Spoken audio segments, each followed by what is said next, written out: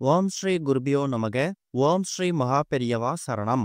October 2ஆம் தேதி வியாழக்கிழமை நாளைய தினம் விஜயதசமி.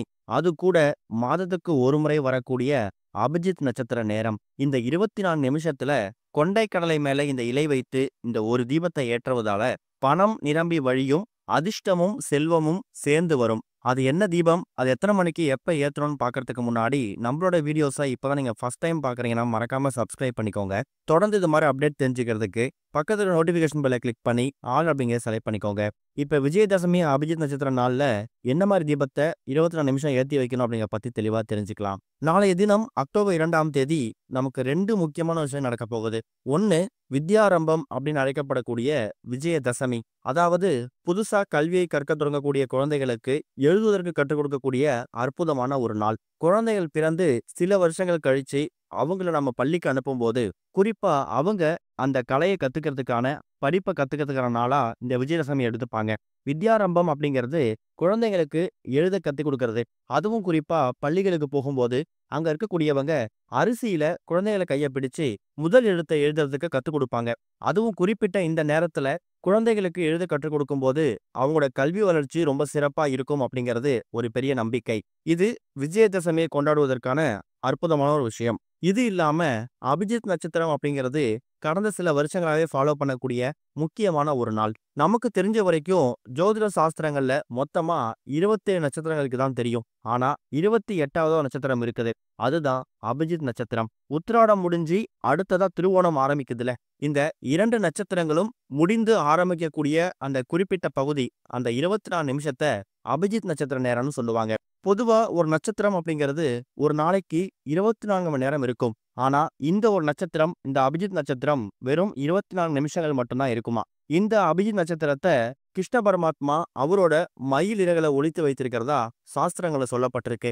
அதுக்கு காரணம், பூலோகத்துக்கு இந்த அபிஜித் நட்சத்திரத்தை 24 மணி நேரம் முழுமையா அனுப்புனா அதை யாரும் தவறா பயன்படுத்திடக் கூடாது அப்படிங்கிறதுக்காகவும், மகிமை வாய்ந்த இது 24 நிமிஷத்துல யாரு என்ன விதமான கோரிக்கையை வைக்கிறாங்களோ அந்த கோரிக்கை நியாயமான கோரிக்கையா இருக்க பட்சத்துல அது கண்டிப்பா நிறைவேறும் அப்படிங்கிறது தான் இந்த அபிஜித் நட்சத்திரத்தை வழிபடுறதுக்கான அற்புதமான வழிபாடு. அப்படிப்பட்ட அபிஜித் நட்சத்திர நேரம் நமக்கு அக்டோபர் 2ஆம் தேதி வியாழக்கிழமையில வந்திருக்கு. வியாழக்கிழமை பொதுவா குரு பகவானுக்கு உகந்த ஒரு நாள். குரு பார்க்க கோடி நன்மை. 2 இல்ல 3 முக்கியமான விஷயங்கள் அக்டோபர் 2. வித்யாரம்பம்னு அழைக்கப்படக்கூடிய விஜயதசமி, 24 நிமிஷங்கள் மட்டுமே வரக்கூடிய அபிஜித் நட்சத்திரம், குரு பகவானுக்கு உகந்த குருவாரம் வியாழக்கிழமை. இந்த 3ம் சேரக்கூடிய இந்த நேரத்துல நாம என்ன விதமான கோரிக்கையை கிருஷ்ண பரமாத்மா கிட்ட முன்வைக்கிறோமோ அது கிடைச்சிருமா. சரி, முதல்ல இந்த அபிஜித் நட்சத்திர நேரம் அப்படிங்கிறது எத்தனை மணிக்கு ஆரம்பித்து எத்தனை மணிக்கு முடியுது அப்படிங்கிறத தெரிஞ்சுக்கணும். வெறும் 24 நிமிஷங்கள் மட்டும்தான் வரும்னு சொல்லியிருந்தோம்ல, அப்படிப்பட்ட அபிஜித் நட்சத்திரம் அக்டோபர் 2ஆம் தேதி வியாழக்கிழமை காலையில 9 மணி 1 நிமிஷத்துக்கு ஆரம்பித்து 9 மணி 25 நிமிஷம் வரைக்கும் இருக்கு. இந்த நட்சத்திரத்துக்கான இந்த இடைப்பட்ட நேரம் வெறும் 24 நிமிடங்கள் மட்டும்தான். சரி, இந்த 24 நிமிஷத்துல என்ன விதமான தீபத்தை ஏத்த போறோம் அப்படிங்கிறது இரண்டாவதா பார்க்கலாம். முதல்ல இந்த வித்யாரம்பம்னு சொல்லியிருந்தோம்ல, விஜயதசமி அன்னைக்கு குழந்தைங்களுக்கு அரிசியில எழுத கத்துக் கொடுப்பாங்களே, அத இந்த 24 நிமிஷத்துல பண்றது எக்கச்சக்கமான சிறப்பு வாய்ந்ததா இருக்குமா. இந்த 24 நிமிஷத்துல நீங்க கேட்கக்கூடிய விஷயங்கள் கிடைக்கும்னு சொல்லியிருந்தோம்ல, ஒருவேளை உங்க வீட்டில் இருக்கக்கூடிய குழந்தைங்க புதுசா கல்வி கற்க போறாங்கன்னா காலையில 9 மணி 1 நிமிஷத்துல இருந்து 9 மணி 25 நிமிஷம் வரைக்கும் அவங்கள பள்ளியில கொண்டு போய் சேர்க்கிறதோ இல்ல வித்யாரம்பம்னு சொல்லக்கூடிய அரிசியில எழுத கத்துக் கொடுக்கறதுக்கோ நீங்க முயற்சி பண்ணலாம். அடுத்ததா நாம சொல்லக்கூடிய இந்த ஒரு தீபம், இந்த தீபத்துக்கு மொத்தமா உங்களுக்கு 3 பொருட்கள் தேவை. அதுல முதல் முக்கியமான பொருள் கொண்டை கடலை. கொண்டை கடலை எதுக்காக எடுத்துக்கிறோம் அப்படிங்கிற பதிவு நம்ம சேனல்ல நிறைய போட்டிருக்கோம். அதாவது வியாழக்கிழமை குருவாரம் குரு பகவானுக்கு உகந்த ஒரு நாள். குரு பகவானுக்கு உகந்த தானியம் இந்த கொண்டை கடலை. அதுக்கப்புறமா ஒரு இலை, அது எந்த இலையா இருந்தாலும் பரவாயில்ல, செம்பருத்தி இலை, வெற்றிலை, அரச இலைன்னு ஏதாவது ஒரு இலையை பயன்படுத்திக்கோங்க. அதுக்கு மேல வைக்கிறதுக்கு ஒரு அகல் விளக்கு, அந்த அகல் விளக்குக்குள்ள போடுறதுக்கு ஒரே ஒரு துண்டு பச்சை கற்பூரம். பொதுவாகவே இந்த இலை மீது ஏற்றக்கூடிய தீபத்துக்கு அதிக பவர் இருக்கும். அதனாலதான் ஏதாவது ஒரு இலை எடுத்துக்க சொல்லியிருக்கோம். பச்சை கற்பூரம் எதுக்காக எடுத்துக்கிறோம்னா, மகாவிஷ்ணு அதாவது கிருஷ்ண பரமாத்மாவுக்கு உகந்த இந்த அபிஜித் நட்சத்திர வேலையில மகாவிஷ்ணு, பெருமாள், திருமால், கிருஷ்ணர் இவங்க எல்லாமே வேற வேற கிடையாது அப்படிங்கிற நம்ம எல்லாருக்குமே தெரியும். பச்சை கற்பூர வாசம் எங்கெல்லாம் இருக்கோ அங்கெல்லாம் மகாவிஷ்ணு, கிருஷ்ண பரமாத்மா நிறைஞ்சிருப்பாங்களாம். இவங்க இருக்கக்கூடிய இடத்துல மகாலட்சுமி தாயார் தானா வந்துருவாங்க. இப்ப நாம சொல்லிக்கக்கூடிய இந்த பொருட்கள் எல்லாத்தையும் நீங்க எடுத்து வச்சுக்கோங்க. முக்கியமான விஷயம், இந்த தீபத்தை நீங்க ஏத்துறதுக்கு வெறும் 24 நிமிஷங்கள் மட்டும் தான் நேரம் இருக்க போகுது.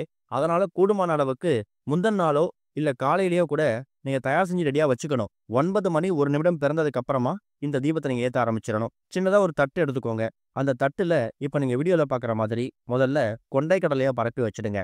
அதுக்கு மேல ஏதாவது ஒரு இலை, வெற்றிலையோ, மாவிலையோ, அரச இலையோ, இல்ல செம்பருத்தி இலையோ அத எடுத்து ஒரே ஒரு பொட்டு வச்சு நடுவுல வச்சுடுங்க.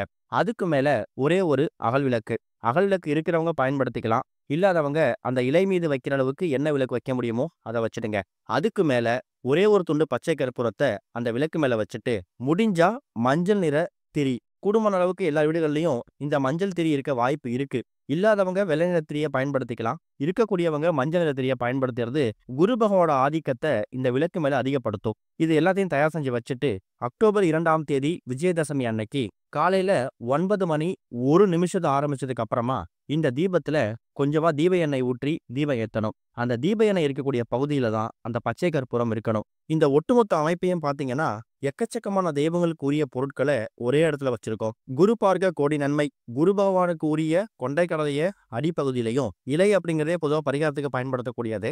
அடுத்ததா மகாவிஷ்ணுவுக்கு, கிருஷ்ண பரமாத்மாவுக்கு உகந்த அந்த பச்சை கற்பூரத்த அந்த தீபம் எரியக்கூடிய எண்ணெயில போட்டிருக்கிறோம். முடிஞ்சா மஞ்சள் திரி பயன்படுத்துறவங்க மூலியமா, அது மூலியமாவும் குரு பகவானோட ஆதிக்கம் வந்துரும். இப்படி எக்கச்சக்கமான விஷயங்களை வாரி வழங்கக்கூடிய அற்புதமான தீபம் தான் இந்த ஒரு தீபம். இந்த தீபத்த காலையில 9 மணி 1 நிமிஷம் பிறந்ததுக்கு அப்புறமா வீட்டோட பூஜை அறையில ஏத்தி வச்சுட்டு, உங்களோட கோரிக்கை என்ன விதமான விஷயமா இருந்தாலும் சரி, ஆனா நியாயமான கோரிக்கையா இருக்கணும். யாருக்கும் எந்த விதமான கெடுதலும் இல்லாம, யாருக்கும் தீங்கு விளைவிக்காத நன்மைகளை மட்டுமே ஏற்படுத்தக்கூடிய நியாயமான கோரிக்கையா இருக்கணும். அது உங்களோட குழந்தைகளோட கல்வியா இருக்கலாம், வளர்ச்சியா இருக்கலாம், திருமண தடையா இருக்கலாம், குழந்தை பாக்கியம் இல்லாம இருக்கலாம், கணவரோட உத்தியோக உயர்வு, ஊதிய உயர்வு, வீட்ல இருக்கக்கூடிய பணம் சம்பந்தப்பட்ட, பொருளாதார சம்பந்தப்பட்ட எந்த பிரச்சனை இருந்தாலும் சரி, இந்த தீபத்தை ஏத்தி வச்சுட்டு நீங்க கிருஷ்ண பரமாத்மா கிட்ட அந்த கோரிக்கையை முன்வைக்கலாம். கூடவே குரு பகவானையும் மனசார பிரார்த்தனை பண்ணிக்கோங்க.